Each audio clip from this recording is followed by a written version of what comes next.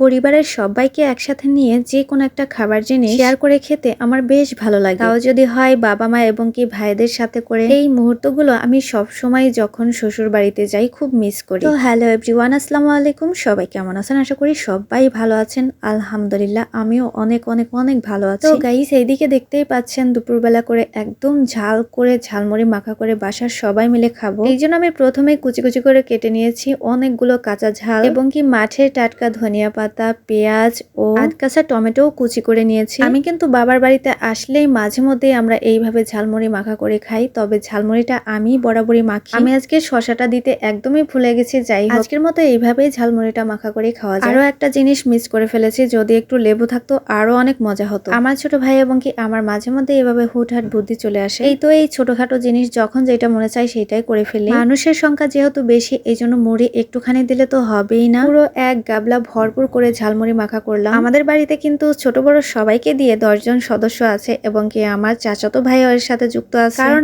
আজকের এই ঝালমুড়ি মাখা করার সবকিছু একটা একটা করে কিন্তু মাঠ থেকে সংগ্রহ করে আনা। আমার দুইটা বাপজান মিলে এবং কি আমার চাচাতো ভাই মিলে এরা তিনজনে কিন্তু একে অপরের সাথে পাল্লা করে মাঠ থেকেই টমেটো, ধনিয়া পাতা, পেঁয়াজগুলো শুধুমাত্র এই ঝালমুড়ি খাওয়ার জন্য গুছিয়ে এনে দিয়েছে আমার কাছে। যাই হোক গাইস, এই তো দেখতেই পাচ্ছেন আমাদের ঝালমুড়ি মাখা করা একদমই শেষ। আমাদের যারা সবচেয়ে প্রিয় এবং কি ছোট্ট মেজবান তাদেরকেই আগে দিয়ে নিলাম। ছোট মেজবানদের আলাদা দেওয়ার কারণ একটাই, বড়দের সাথে খেয়ে উঠতে পারবে না এই জন্য। এইদিকে যতগুলা ছোট ছোট বাটি ছিল আমার ছোট ভাইয়ের বউ সবগুলো আমার কাছে গুছিয়ে এনে দিয়েছে। এইদিকে এইসব দেখে তো আমার ছোট্ট ভাতিজি একদম খুশি। খেতে পারুক বা না পারুক দেখেই যেন তার মন ভরে যাচ্ছে। ঝালমুড়ি তো ঝাল হবারই কথা। এইদিকে আমার চাচাতো ভাই ঝালমুড়ি খেয়ে দেখেন অজ্ঞান হয়ে গেছে। আরেকদিকে আমার বাপজানও ঝালমুড়ি খেয়ে শুয়ে পড়েছে। আসলে ঝালের পরিমাণটা অনেকটাই বেশি ছিল, তবে আনন্দ এবং মজাটাও কিন্তু একদম ভরপুর ছিল। আর আমার হাতে এই যে দেখতে পাচ্ছেন ছোট্ট বাটিটা, আমার মা আব্বা দুজনেই মাঠে আছে, তাদের জন্য আমি বাটিতে করে নিয়ে যাচ্ছি। ওই যে বলেছিলাম যে কোনো জিনিসই হোক না কেন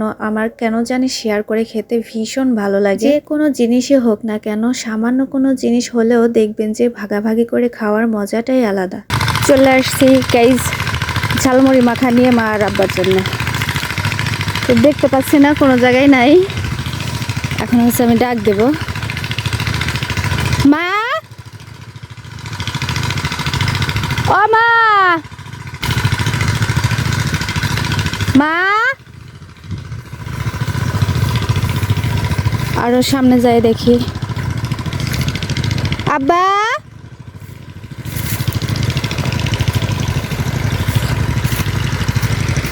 কোথাও তো দেখতেছে না। মা,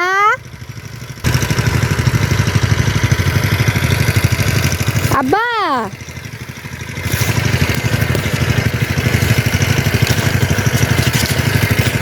দেখি কই আছে, কোন পাশে?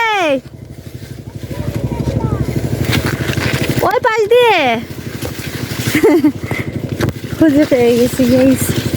এই তো দেখতেই পাচ্ছেন গাইজ, ভুট্টার মাঠে এসে আমার মা আব্বা দুজনকে পেয়ে গেলাম। আমার মায়ের কিন্তু অনেকগুলো ছাগল আছে, এই জন্য ঘাস কাটার জন্য আমাদের ভুট্টার মাঠে এসেছিল। আর এইদিকে আমার আব্বাকে খুঁজেই পাচ্ছিলাম না, একটু পরেই দেখতে পেলাম ভুট্টার মাঠে সার দিয়ে পানি দিচ্ছিল। আমি আব্বাকে বললাম হাতখানা ধুয়ে ঝালমুড়িটুকু খেয়ে নেন। আমার আব্বা মা বারবার বলতেছিল তুমি ভুট্টার মাঠের মধ্যে কেন আসছো, তোমার হাত মুখ কেটে যাবে। তখন আমি বললাম আমি তো একটুখানির জন্য এসেছি, আর আপনারা তো সারাদিন এই মাঠের মধ্যে থাকেন। যাই হোক, এর পরেই কিন্তু আমার আব্বা হাতটা ধুয়ে ঝালমুড়িগুলো খেয়েছিল। ঝালমুড়িটুকু খেয়ে আমার আব্বা অনেক খুশি হয়েছিল এবং কি বলেছিল খিদেও পেয়েছে, এনে খুবই ভালো করেছে। তো গাইস, আজকের মতো ভিডিওটি এই পর্যন্তই। সবাই ভালো থাকবেন, সুস্থ থাকবেন। আল্লাহ হাফেজ, আসসালামু আলাইকুম।